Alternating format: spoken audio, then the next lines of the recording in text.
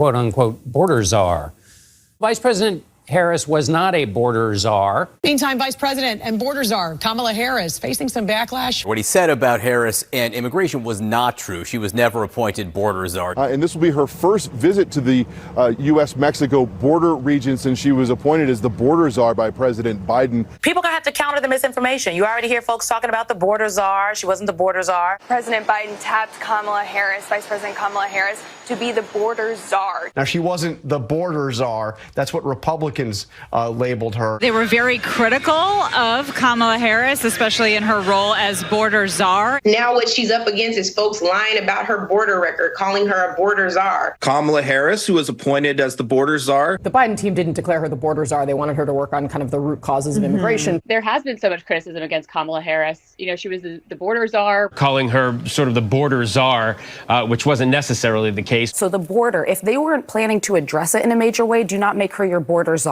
She met with some of the Northern Triangle countries, but nothing has effectively changed. Hey, welcome back. It's your man Wise, and today we got to talk about it, man. We have to talk about it. In light of the media working relentlessly to rewrite history and make Kamala Harris look good, I want to talk a bit about facts. So facts are facts, even if they make the new presidential candidate, Kamala Harris, look bad.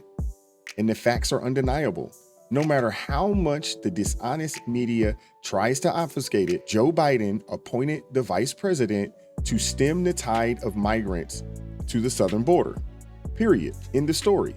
And it's almost inarguable that she has failed at the one job she had and failed miserably, to say the least. It was way back on March 24th, 2021, when Biden, in a White House meeting that included Vice President Kamala Harris, Homeland Security Secretary Alejandro Mayorkas, and Health and Human Service Secretary Xavier Becerra, announced he was tapping Harris to lead the administration's response to the growing number of migrants arriving at the U.S. border.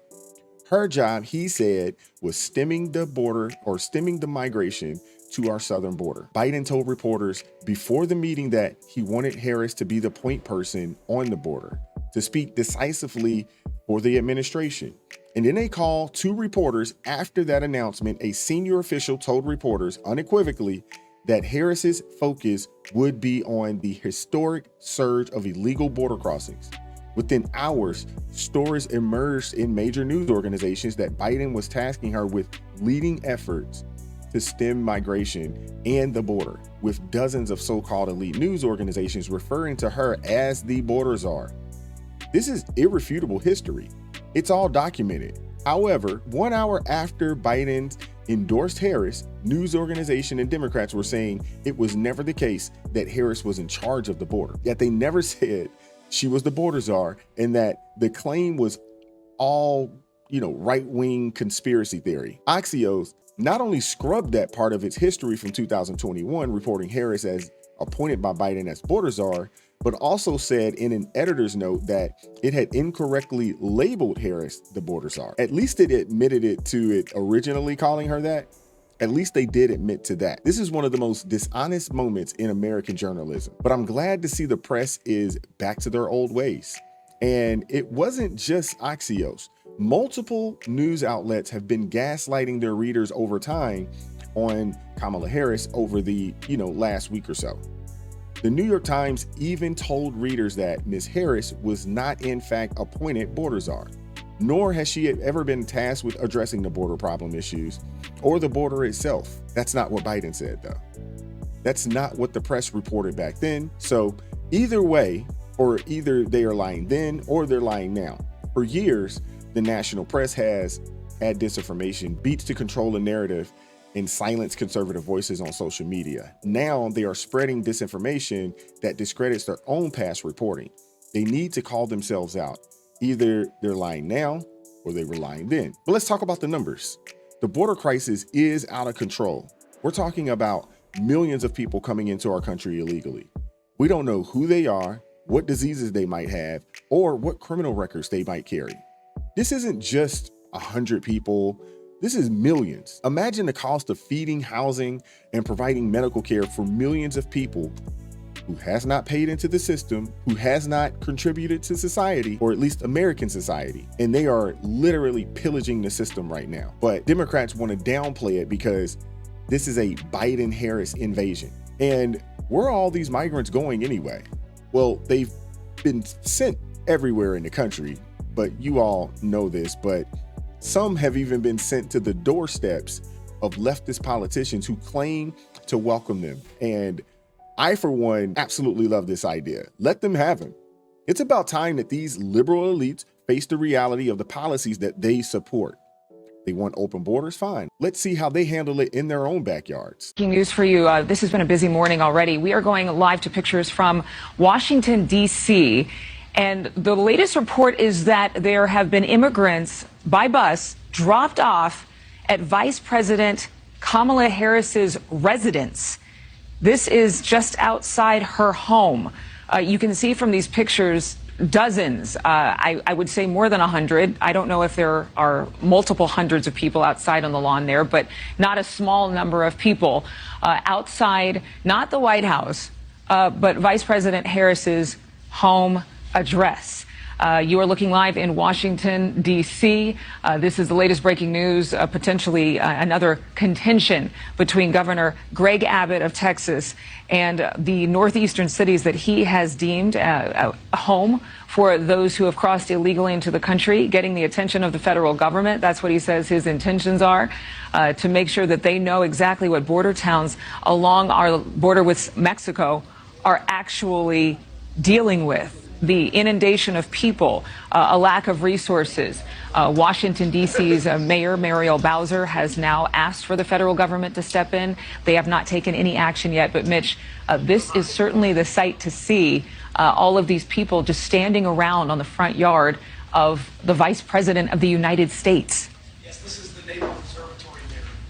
In Washington. Say that one more time. This is the Naval Observatory there, and that is the official residence of the vice president. So Kamala Harris is living and working there, and these immigrant buses have been dropped off right there. They've been put in her lap, essentially. It seems like this is an increasingly aggressive campaign, not only from Governor Abbott, but you just heard Dre Clark's report about migrants being sent to Martha's Vineyard. Now, that's an island, so he's flying them from Florida on a plane to Martha's Vineyard. Now you have immigrants being dropped off in front of the vice president's residence. The goal of these border governors is to bring this issue home to people that don't usually have to deal with it. Governors Abbott in Texas, Ducey in Arizona, now DeSantis in Florida have been saying for months this shouldn't be just our problem. And in the last 3 or 4 months or so, they have decided it's not just going to be our problem. And you are seeing evidence of that at the Naval Observatory, the residence of the Vice President Kamala Harris right now.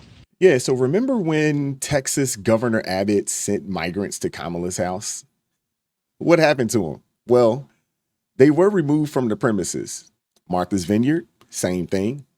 It's only fair that if they want to flood our country with illegal immigrants, they should be the ones to deal with the consequences. We're tired of bearing the burden alone, and we're not just dealing with people coming here looking for a better life.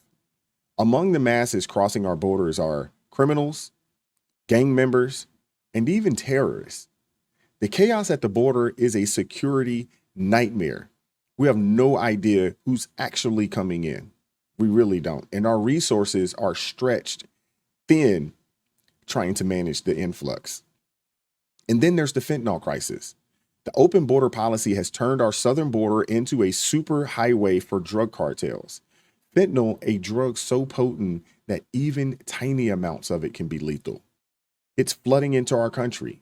It's unaliving our citizens, ruining lives, and destroying families. This isn't a distance problem.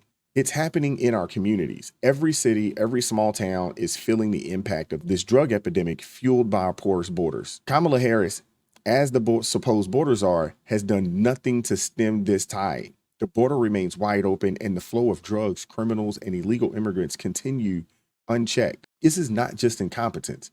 It's gross negligence. The Biden-Harris administration's refusal to secure our borders is putting every American at risk.